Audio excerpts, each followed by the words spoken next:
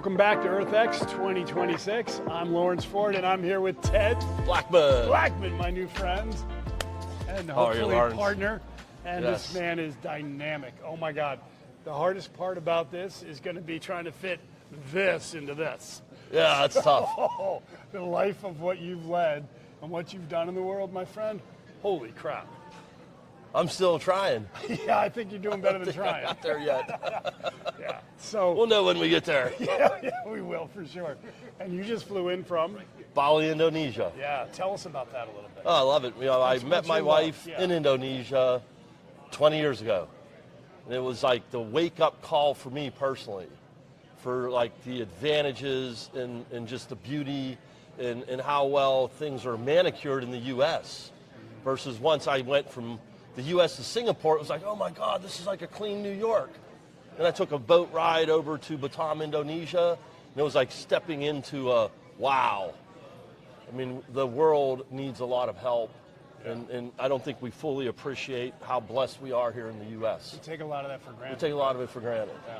But what I also saw was heart, that it didn't matter, you know, the level of wealth, the richness of heart and spirit of that commitment to family, the commitment to having a good time. Yeah. And getting up on stage and singing a song, and I was like, I'm in love. I love it. Yeah. Yeah, well, it suits you well. Yeah. And look, we've known each other for what, a month now, maybe? Yes. Yeah. It's And been a short journey. You personify that big heart and joy and love and passion for life, my friend. thank you. It's extraordinary. So, let me ask you a question.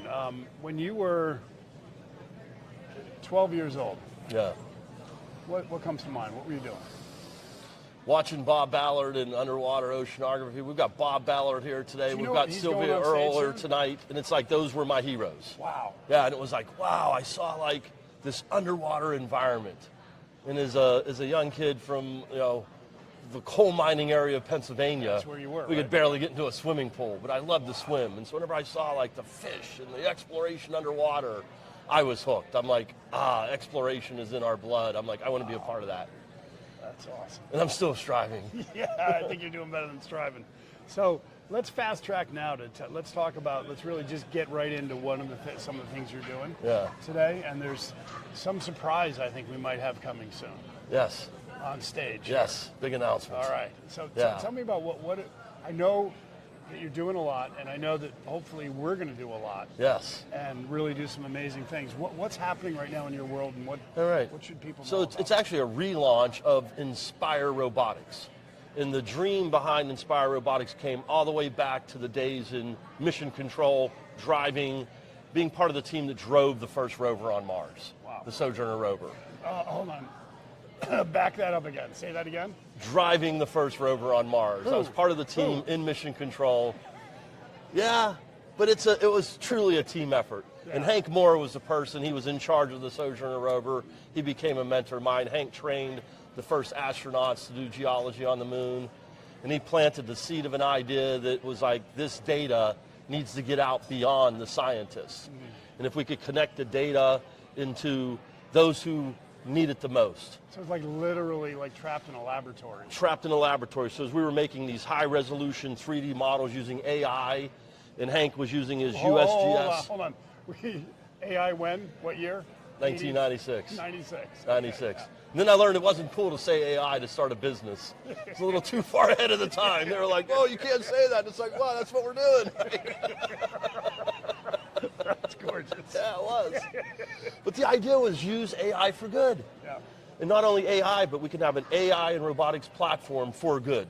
Wow. So And tell that's me where, more about that. and that How got does that birthed. work? And number one, it was like, can we get that data that's trapped in the lab, Yeah. and allow individuals and their families, the mothers that have kids dying of terminal illness or disabilities, and allow them to explore beautiful places here on Earth, underwater and in space, so we can gain this collective appreciation for both what we need to protect and what we need to beautify and preserve.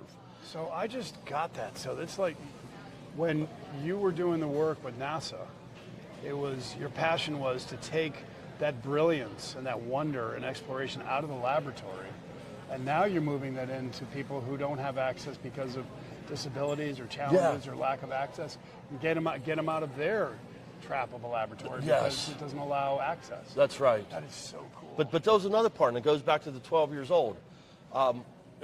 As a kid, I worked on coal reclamation. My grandfather. Okay, what does that mean? My grandfather saw that we were living in a throwaway world, and it just ate up his heart. And he also inspired that underwater exploration. He was a pioneer salvage diver. Metal hard hat, Scooby-Doo, go down to the bottom of the ocean. Spin it on type And as a thing, kid, he click. said, look, we're hurting the whales. He could hear them cry out when the big ships came. He could hear them talking to each other and said, they talk, they have a language, they're talking to each other, and we don't understand from above the damage we're causing on our species, brethren, and sisters down below, which we have to believe that animals have that is your feelings. grandfather? That was my grandfather. Then he also invented a coal reclamation machine Tell to me take abandoned coal. So whenever we'd mine coal in Pennsylvania and around the world, anything that wasn't pure coal All the ore extra- gets dumped on top of the ground, and then you get these tailing ponds. And so without a high school education, he leveraged my mom to help with some of the mathematics, and he invented a machine that would reclaim the land and clean the coal and reprocess it and then turn it back into when livable was areas. that about? What time? What's In the 50s and 60s. That's wild. But I saw Back my with some father. of the beginning legends. Yeah, my father took over the business and it went out of business. It just became, corruption set in, honestly. So it turned into a business? The My reclamation? grandfather's business was very successful.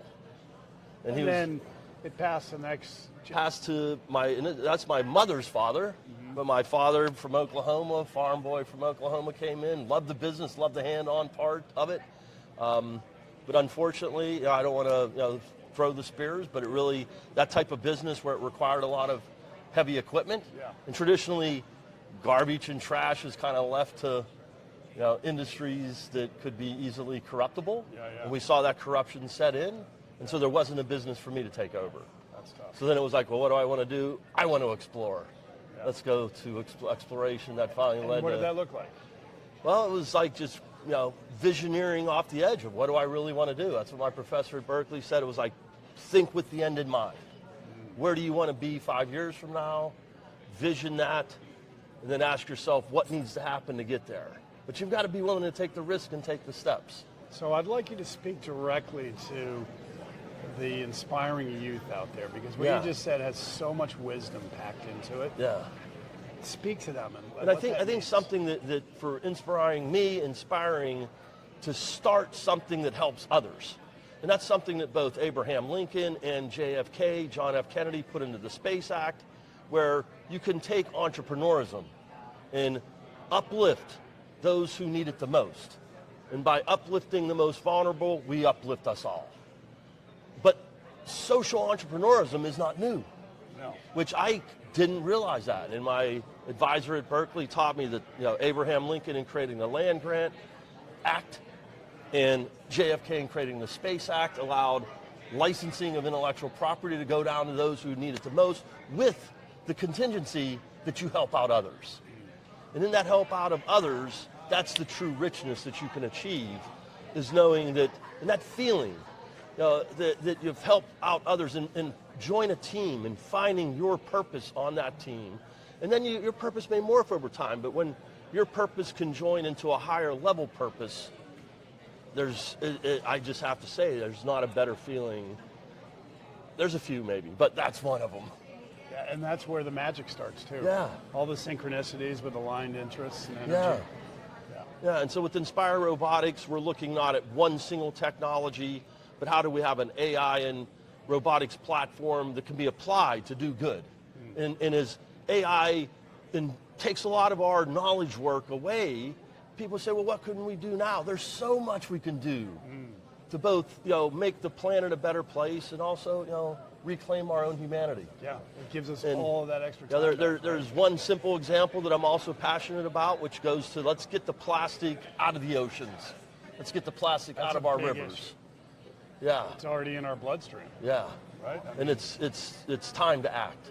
Yeah, it is. Yeah. So what are you doing about that? Well, partnering with a number of organizations, one of them, the Social Innovation Labs that just got launched in Davos, another one being the X Prize Foundation, who's putting together a Trash to Treasure X Prize. Shout out, by the way, to my friends over there, Salim Ismail and Peter Diamandis and team. And looking for love you guys. sponsorships, or we're needing big ticket sponsors to come in on Trash to Treasure.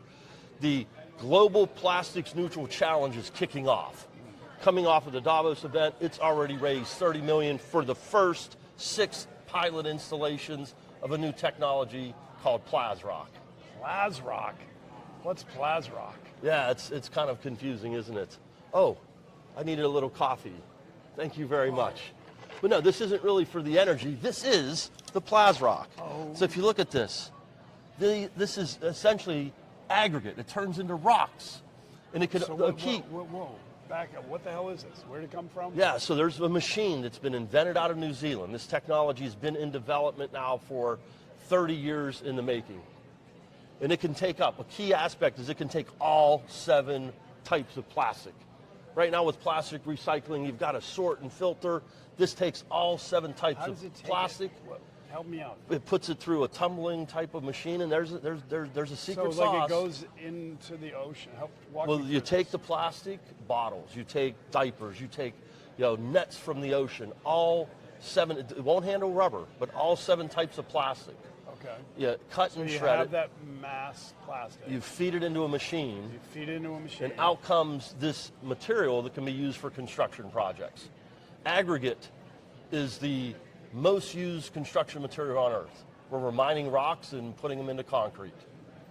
And this, how are the features of this compared This to is that? more economically beneficial and cheaper than using rocks that we dig out of the earth, because it's lighter, what about its easier quality, to transport. like for how And that's strong another it key is? aspect, is not just the strength, it adds to the tensile strength, but the key thing that in reality still needs to be fully vetted is we put these rocks into the concrete that it won't shed microplastics.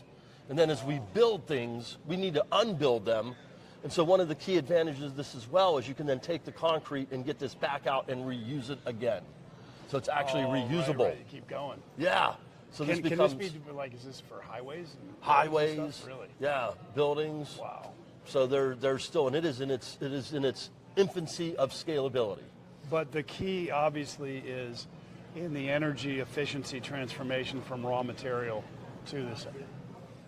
Yeah, and I mean it's a far better alternative than burning the plastic. Yeah. Now with Inspire That does Robotics, a lot. Burning stuff. yeah, unfortunately, far too often. And waste to energy can be good, but when it includes the plastic, that's toxic. No bueno.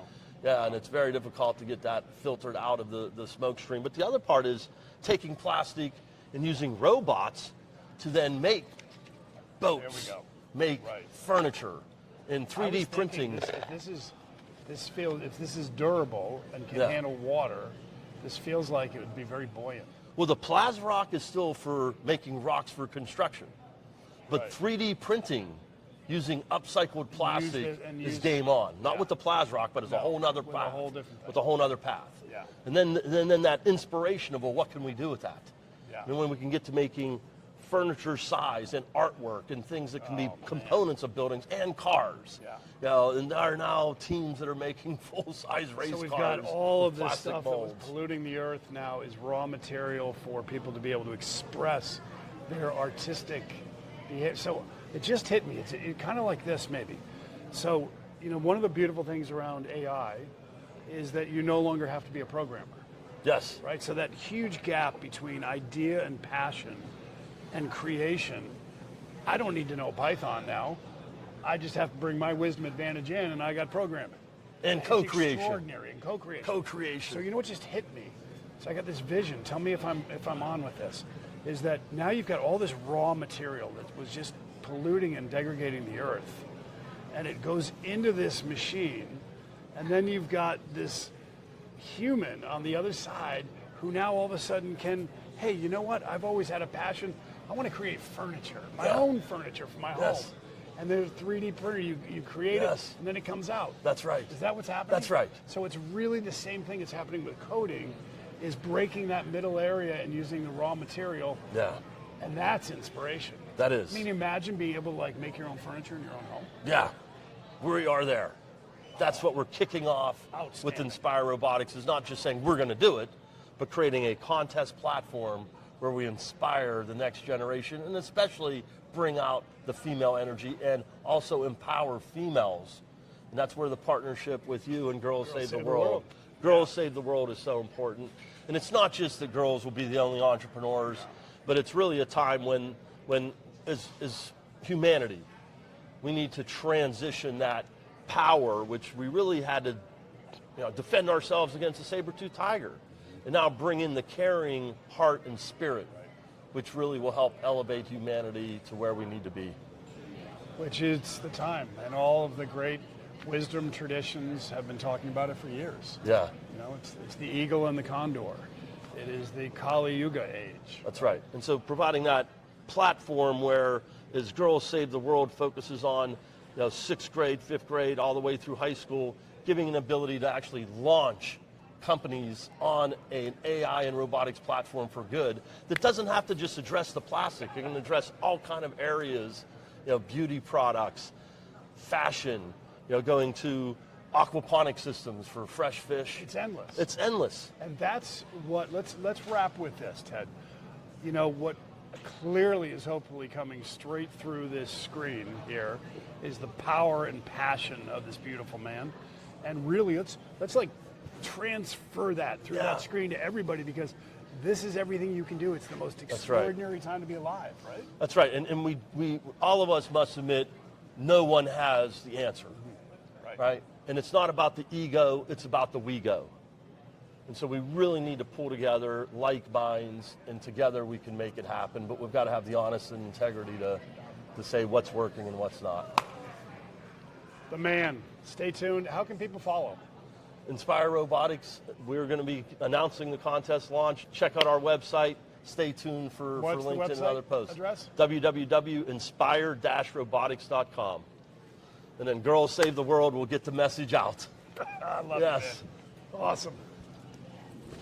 Thank you.